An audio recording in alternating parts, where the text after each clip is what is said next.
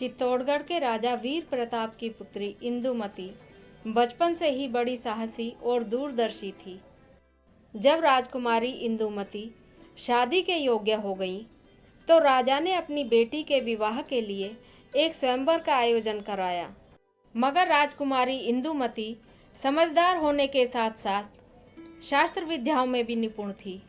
उन्हें अपने लिए किसी योग्य वर की तलाश थी।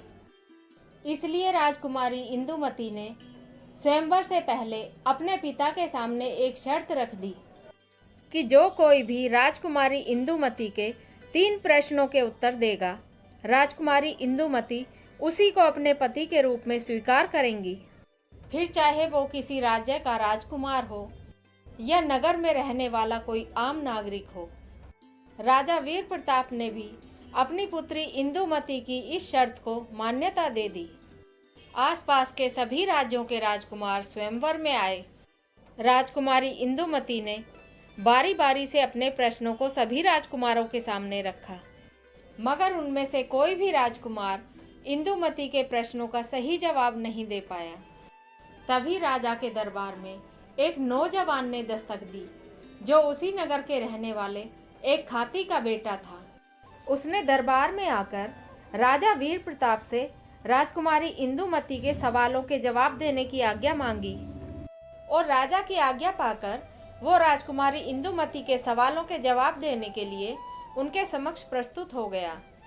राजकुमारी इंदुमती ने अपने पहले सवाल में पूछा कि ये बताओ, संसार में सबसे गरीब इंसान कौन है और संसार में सबसे अमीर इंसान कौन है।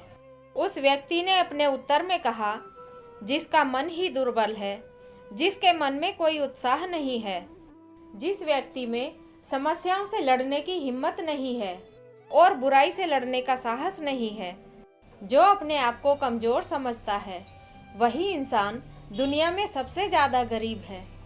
इसके आगे वह व्यक्ति बोला, जिसे खुद पर भरोसा है, जो अपने धर्म की रक्षा करता हुआ सत्य के मार्ग पर चलता है और सत्कर्मों के द्वारा मानवता की रक्षा करता है, वही मनुष्य दुनिया में सबसे ज़्यादा अमीर है।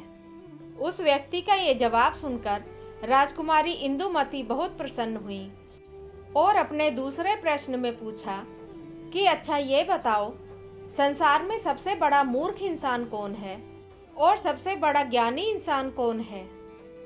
उस व्यक्ति ने कहा, जो व्यक्ति अपनी महानता दर्शाने के लिए और अपनी बात को सही साबित करने के लिए लोगों से बहस करके अपने कीमती समय को बर्बाद करता हो, जो अपने आप को सबसे ज़्यादा अक्लमंद समझता हो, वही इंसान दुनिया का सबसे बड़ा मूर्ख इंसान होता है।